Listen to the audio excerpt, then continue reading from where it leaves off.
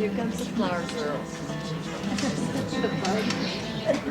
Is she by herself? Yeah, she's walking down to Grandpa. Look at her, she's coming.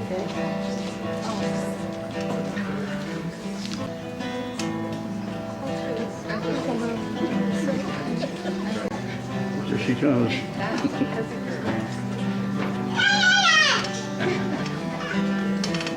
Look at this. She got her flowers. Yeah, she's not here.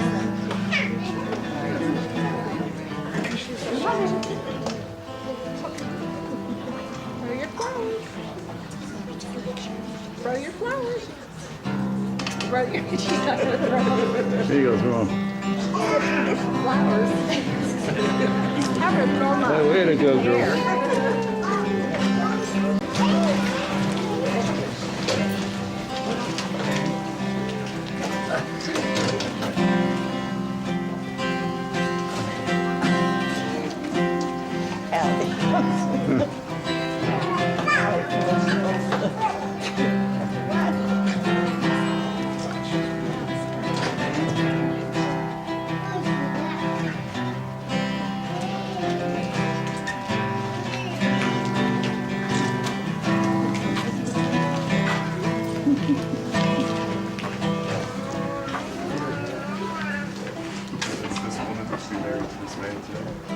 My mother and I.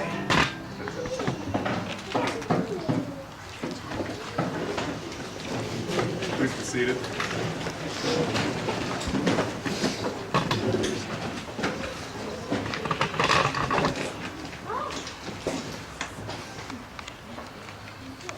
Dearly beloved, we gather here today to celebrate the wedding of Molly and Vincent. Friends, family, loved ones have come to share in this commitment they make to one another, to offer your love and support to this union, and to allow Molly and Vincent to begin their married life together, surrounded by the people dearest and most important to them. So welcome to one and all who have traveled from near and far.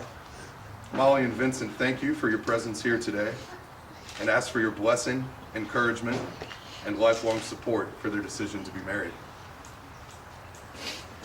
When Molly and Vincent asked me to speak about what I know about their love, I immediately thought about the many conversations we've had over the years about the idea of community.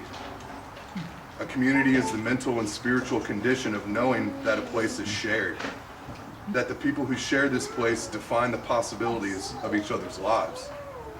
It is the knowledge that people have of each other, their concern for each other, their trust in each other, the freedom with which they come and go among themselves.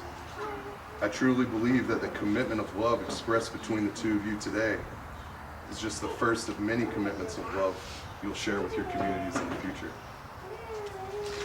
I'd now like to invite the father of the bride to lead us in a prayer. Our Father in heaven, thank you for being at this wonderful event, Lord. Just bless these two that are going to be married. And thank you for being such a gracious and wonderful God to us. And thank you for this time and all these people that made it here for this. Lord, just be with this whole wedding to be your will. For Jesus' sake, amen. I'm going to read, this is a little bit relevant to this setting here. I'm going to read a passage in Ephesians 5. It won't take very long.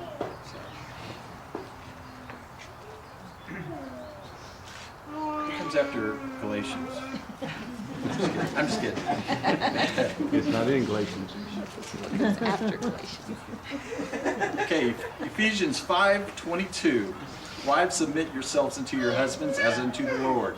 For the husband is the head of the wife, even as Christ is the head of the church. And he is the Savior of the body. Therefore, as the church is subject unto Christ, so let the wives be to their own husbands in everything.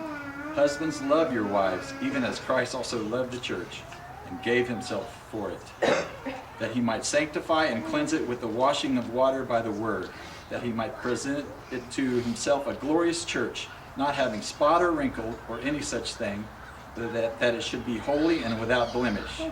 So ought men to love their wives as their own bodies. He that loveth his wife loveth himself.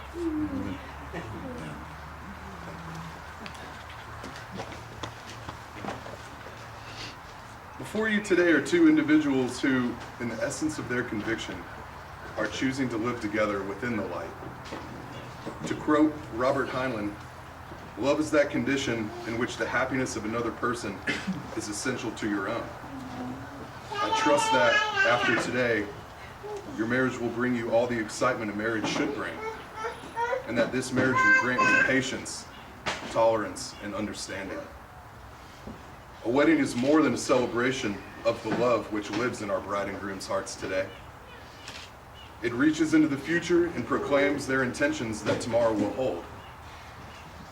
A couple who wed are joined not only by the mutual love and affection they share, but also by their hopes, their dreams, and their promises of what will be.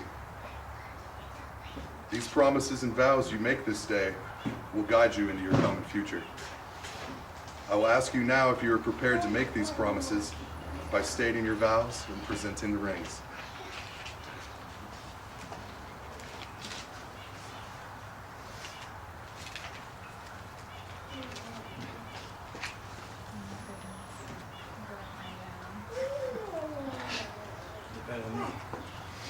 I did this today.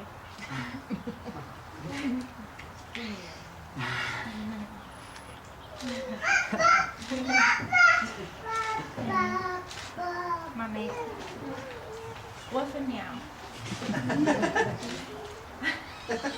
Now I have to read this, so I'm so excited to marry my best friend.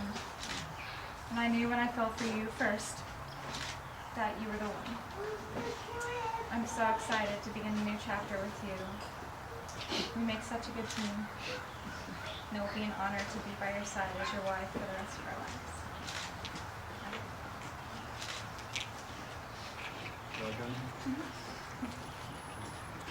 Molly, you chose me to be your mate. That means that we're to be like this forever. I promise that I'm going to provide everything I can bring. And I will love you with my entire heart. No takesies, backsies. And I just promise that whatever happens, it's you.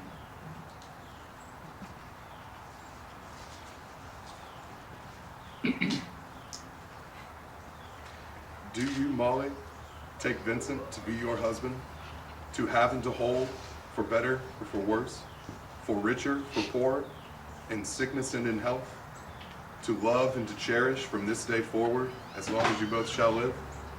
I do. And do you, Vincent, take Molly to be your wife, to have and to hold, for better or for worse, for richer, for poor, in sickness and in health, to love and to cherish from this day forward, as long as you both shall live? I do. By the power vested in me by the great state of Ohio, I now pronounce you husband and wife. Vincent, you may kiss the bride.